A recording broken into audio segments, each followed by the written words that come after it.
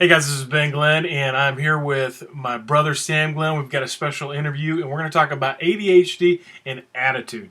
I'll ask you this: being somebody that has ADHD, I know that you go out and you talk about positive attitude, but I know that you have down days. Everybody does. I mean, what being somebody that has ADHD is something that kind of puts you in a funk? What are some things that really kind of set you down a wrong road?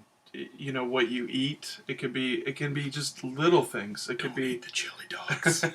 It could just be some bad news and stuff, and it's how we interpret it. Some of us, we get the seasonal depression. Now it's like March and it was snowing out. You know, we're waiting for the sun to come out, so it's kind of like The sun will come out tomorrow. you know, negative, doubtful thoughts like, man, my life stinks, I blame this person. Do you know what happens? It just keeps, you're feeding that little pig in your mind, and the pig keeps getting bigger and bigger and bigger. We have a tendency to take one bad day and blow it up into, oh, my life stinks. Everything's horrible. Right. And then you make impulsive decisions and choices, and you call up all these people, and you're like, I don't like you, it's your fault. And you break up, get divorced, quit your job. People. Oh, well, yeah, it happens. I've seen it, and it's a big issue with people that have ADHD. I think if you know that you have to have a pre-planned things that when you're feeling down, know that, what are the 5 things that can bring you out of a funk? Calling a good friend, going for a walk. Getting some exercise. Always helps. One bad day, that's normal. I mean, we're going to have them from time to time. Things that that are going to change your mood, because you can change your state of mind. Right. Whatever you feed your mind is what it becomes. It's a great point that you brought up as far as the eating.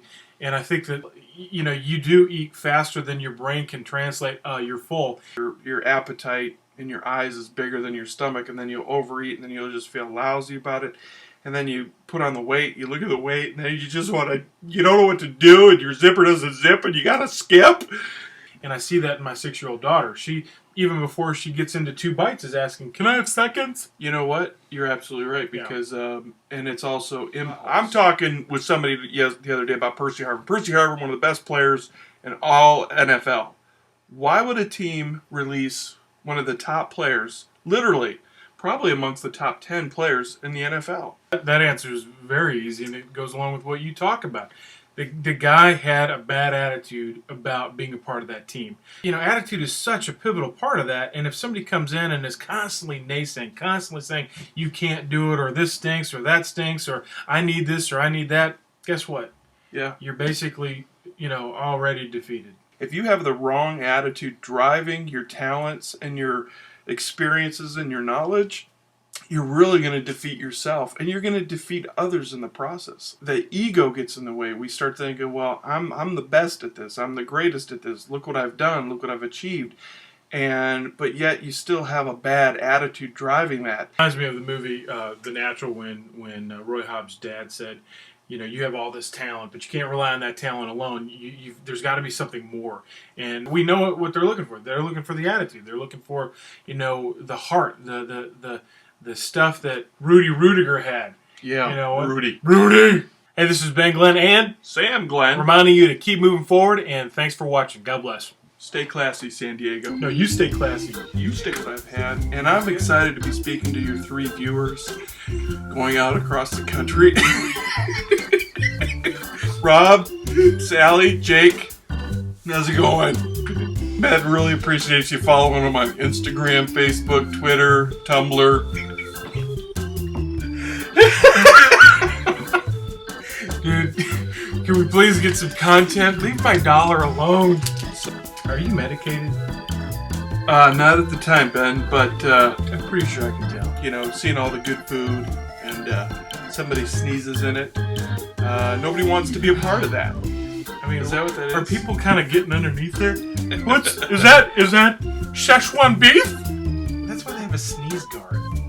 What did you eat for breakfast? There is a fragrance coming out of your mouth. My nose hairs are singeing. Drinking coffee.